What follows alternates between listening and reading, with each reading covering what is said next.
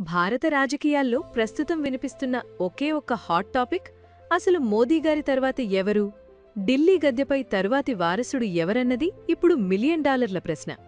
అమిత్ షా పేరు వినిపిస్తోంది, కాని అంతకంటే గట్టిగా ఇంకా చెప్పాలంటే బుల్డోజర్ సౌండ్తో వినిపిస్తున్న పేరు యోగి ఆదిత్యనాథ్.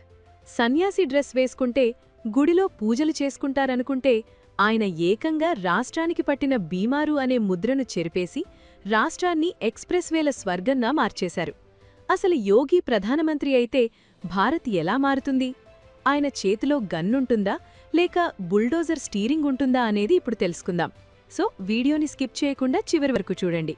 ఉత్తరప్రదేశ్ అనగానే ఒకప్పుడు మనకు ఏం గుర్తొచ్చేది? గ్యాంగ్ వార్స్, తుపాకులు, రోడ్ల మీద గొంతలు. అబ్బో ఒకటా రెండా? కాని యోగిగారు ముఖ్యమంత్రి అయ్యాక సీన్ మొత్తం రివర్స్ అయిపోయింది. బీమారు అని పిలిపించుకున్న రాష్ట్రాన్ని ఇప్పుడు భారతదేశానికి గ్రోత్ ఇంజిన్ అని పిలిపించుకునేలా చేశారు. గత 9 ఏళ్లలో యూపీ సాధించిన వృద్ధి చూస్తే కళ్ళు బైర్లు కమ్మాల్సిందే. రాష్ట్ర స్థూల జాతీయోత్పత్తి సుమారు 13 లక్షల కోట్ల నుండి అక్షరాల 36 లక్షల కోట్లకు పెరిగిందట. తలసరి ఆదాయం 3 రెట్లు పెరిగిపోయింది. అంటే జనం జేబుల్లో డబ్బులు బాగానే ఆడుతున్నాయన్నమాట. ప్రధాని మోదీగారు $5 ట్రిలియన్ ఆర్థిక వ్యవస్థ గురించి కలగంటే యోగిగారు మాత్రం సర్ అందులో $1 ట్రిలియన్ నా రాష్ట్రం నుంచే ఇస్తా అని కర్చీఫ్ వేశారు. ఇక యోగిగారి స్టైల్ గురించి మాట్లాడుకుంటే ఫస్ట్ గుర్తొచ్చేది బుల్డోజర్. నేరస్తుల ఆస్తుల మీద బుల్డోజర్ ఎక్కించడం అనేది ఇప్పుడొక బ్రాండ్ అయిపోయింది. యూపీ ప్రభుత్వ లెక్కల ప్రకారం 2017 నుండి 2026 మధ్యకాలంలో సుమారు 17,843 ఎన్కౌంటర్లు జరిగాయట.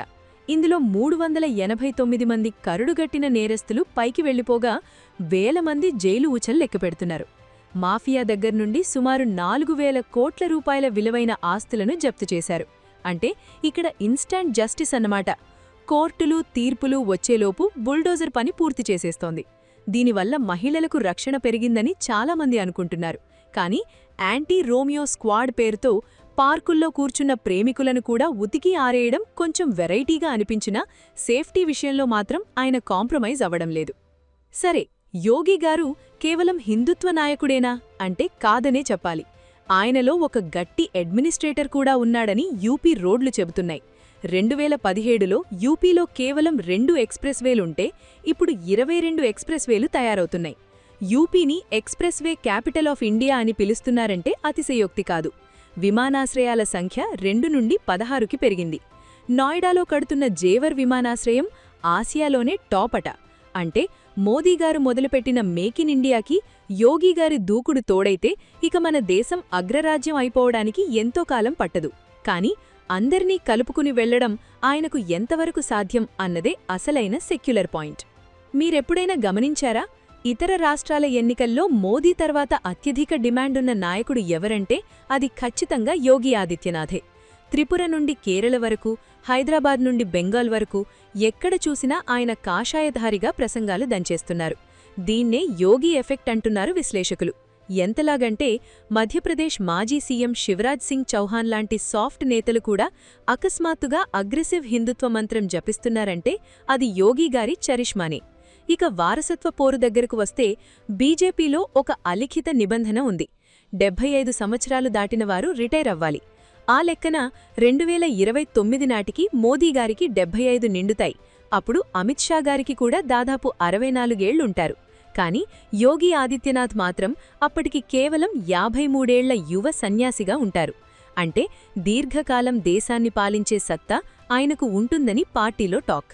కాని మోదీగారు తనంతటి శక్తివంతమైన నాయకుడిని వారసుడిగా కోరుకుంటారా అన్నది పెద్ద సస్పెన్స్. ఎందుకంటే యోగిగారు ఢిల్లీపై ఆధారపడకుండా స్వయంగా ఎదిగిన నేత.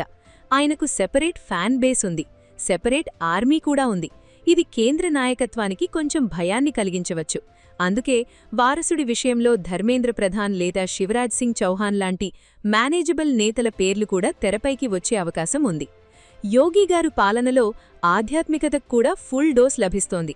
అయోధ్యలో రామమందిర నిర్మాణం, కాశీ విశ్వనాథ్ కారిడార్ అభివృద్ధి ఆయన మార్క్ పాలనకు నిదర్శనం.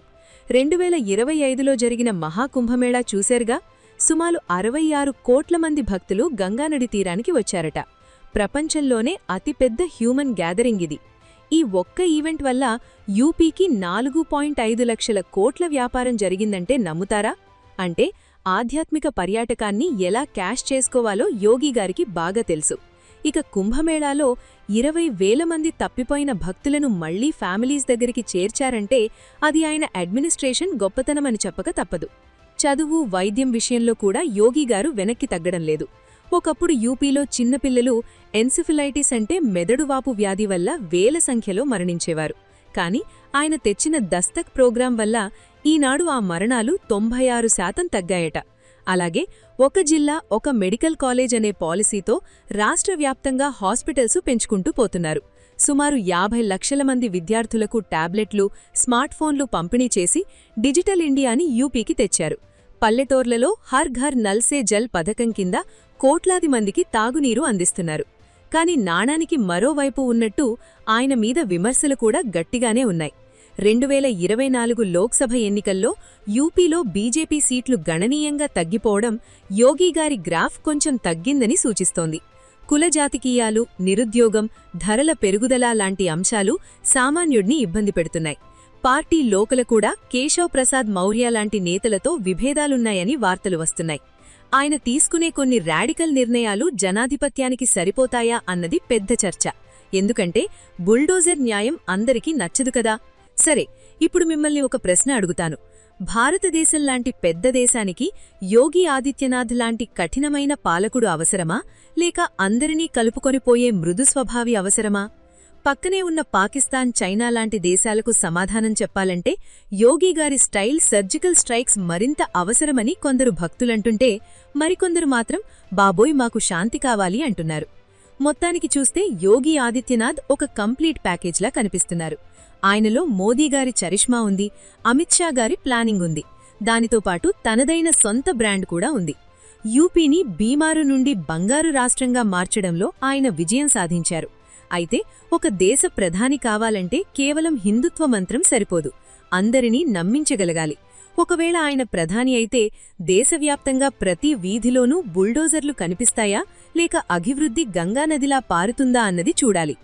ఫైనల్గా యోగి ఆదిత్యనాథ్ నేటి తరం యువతకు, హిందుత్వవాదులకు ఒక ఐకాన్. ఆయన పాలనలో క్రైమ్ రేట్ తగ్గిన మాట వాస్తవం. కాని జాతీయ రాజకీయాల్లో ఆయన నిలదొక్కుకోవాలంటే ఇంకా చాలా ప్రయాణం చేయాల్సి ఉంది. మోదీగారి నీడలో కాకుండా తనదైన ముద్ర వేసుకుంటూ ఎదిగిన యోగి రేపు దేశ పగ్గాలు చేపడితే అది భారతదేశ చరిత్రలోనే ఒక కొత్త అధ్యాయం అవుతుంది. సో మీరేమనుకుంటున్నారు ఫ్రెండ్స్? యోగిగారు పీఎం అయితే మన దేశం ఎలా ఉంటుంది? బుల్డోజర్లు సిద్ధంగా ఉంచుకోవాలా? మీ అభిప్రాయాన్ని కింద కామెంట్ సెక్షన్లో పంచుకోండి. ఈ వీడియో నచ్చితే లైక్ చేయండి, షేర్ చేయండి. మరిన్ని ఆసక్తికరమైన వీడియోల కోసం సబ్స్క్రైబ్ చేయడం మాత్రం మర్చిపోకండి. ధన్యవాదాలు. జై హింద్.